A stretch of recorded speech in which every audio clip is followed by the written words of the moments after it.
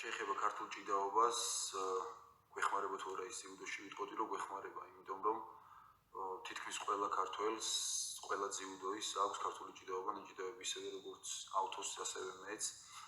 იყო ხშირად შეჯიბრები, როდესაც დავდიოდით ხოლმე ჩვენ რაიონებში და ხშირად ვიწევდა ქართული ჭიდაობა. ქართული ჭიდაობის ასპარეზობა, რაც ვფიქრობ, რომ ძალიან გვეხმარება იმ ყველაფრის მერე მით უმეტეს რაც ძიუდოში წესები შეიცვალა. მოგეხსენებათ ფეხში შესვლა აღარ არის და თითქმის 90% დაიმსგავსა ქართულ ჭიდაობას. აქედან გამომდინარე ვიტყოდი რომ გვეხმარება და ძალიან დიდი წინგადადგმული ნაბიჯია ჩვენი მხრიდან თუ მოგებულობდით მონაწილეობას ესე რომ ვთქვათ ქართულ ჭიდაობაში შეჯიბრებებში და ეს ჩვენ ძალიან გვეხმარება. Hi, this is Shadi and today it's gonna be Judo versus Kartuli Chidaoba, Georgian folk style wrestling. The Georgians are some of the strongest people on the planet and some of the strongest in Judo as well. And today we will see why this style of wrestling truly shines in Judo. We're gonna be discussing history and the techniques, the gripping and the terminology, and see why this style of wrestling is truly amazing and why it can easily find its way into Judo. So according to the UNESCO, this style of wrestling was practiced until the end of the medieval period as a form of military training, much like every style of wrestling around the world. And after that it became a cultural and athletic practice for the Georgian people. So the wrestlers wear what is called the chokha, which is the wrestling gear. Before, obviously, as you can see, it was more of the traditional clothing of the Georgian people. After that it became the red versus blue sleeveless jacket with the shoes, obviously evolving to fit athletic needs. But before that, here as you can see from the pictures, it resembled more the traditional wear of the Georgians.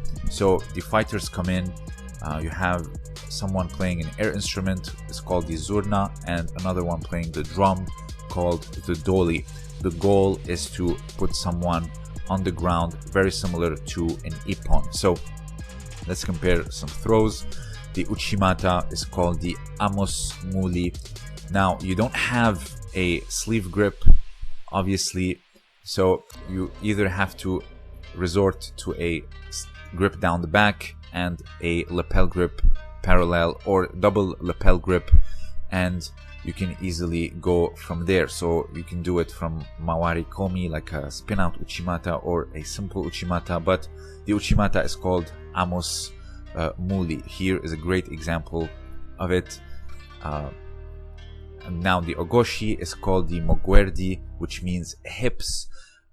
Whether it's tsurigoshi, ogoshi, ukigoshi, it's all called, I believe, mogwerdi.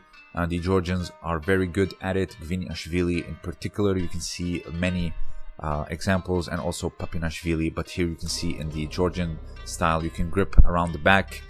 There's no need for the sleeve, you can easily grip the wrist and perform it. So like I mentioned, whether it is ogoshi or ukigoshi or tsurigoshi, which means you have a grip on the belt, all of it is mogwerdi, which means hips, much like ogoshi, major hips. It's a koshiwaza. Now the next one is the seoinage. Now the drop seoinage is actually called shakhstomili, while the standing is called kisruli. Kisruli comes from the word kiseri, which means neck, so the standing is kisruli while the drop is shakhstomili. Whether it's, same side, eri seoinage or morote seoinage or ippon seoinage, it's all kisruli. Obviously there's no sleeve grip like in judo because lack of the sleeve in the chokha, but everything other than that is the mechanics is seoinage. The next one is of course the great uranage. It's called bruni. Now what I like about the Georgian uranage is how they align their feet and shoot up the one that is in front. Chirkishvili here is performing a great example of this, and notice how he has his grips down the back and the lapel which can easily translate into the Georgian jacket because of the lack of the sleeves. So here you can see he aligns his legs, gets behind his opponent, and then shoots his leg up to help with the lift, and of course arching his back, sacrificing himself backwards. Truly sensational and sublime, and you can easily see why they are very known for it, the Bruni or the Uranage. Now the Japanese one is somewhat different. You have this squatting down, the Jigotai defensive stance, and then exploding with the hips upwards and sacrificing yourself backwards. Not much arch in the back like the Georgian Uranage and the shooting of the leg upwards. The next one is the Makikomi, whether it is Soto Makikomi or O Soto Makikomi. It is called Gadavlebuli. Thank God for Georgian friends. They're very known for it on the IJF circuit.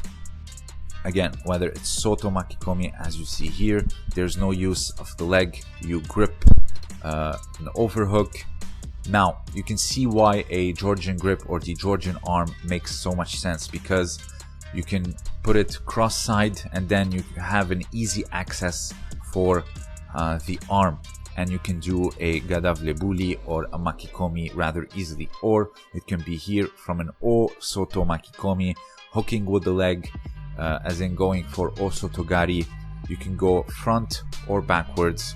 It would be also considered O Soto Makikomi. Now, again, this would explain why the Georgian arm is a very logical thing to do. You have a grip on the wrist and a cross grip down the back, which will give you easy access to a Makikomi. And finally, last but not least, the Cabarelli or the Georgian pickup. We also call it front Uchimata, front Uranage. In sumo it's called Iyagura Nage. You can see here the big pickup with the leg between the opponent's leg, and notice the grip down the back and the lapel, like the Georgian jacket. Chirkishvili is a great example of the transition of Georgian wrestling into judo. Here's a IJF example of it, a grip down the back, simply gripping and lifting upwards and going down for the ippon. So this style of wrestling, as you can see, it has a lot with judo, as they mentioned in the beginning of the video. With the removal of the leg grabs, it has become 90% judo. So I'll leave in the pinned comment the techniques and their judo names as well, and also a link in the description below for the UNESCO article and the Superstar Judo, where I got all this footage. So if you have anything else to add, please let me know down below. Also, consider supporting me on Patreon. I have exclusive content for the patrons only. I post there once a week. And of course, don't forget to check out Josh Simon's shop in the description. This was Shadi, and thank you for listening.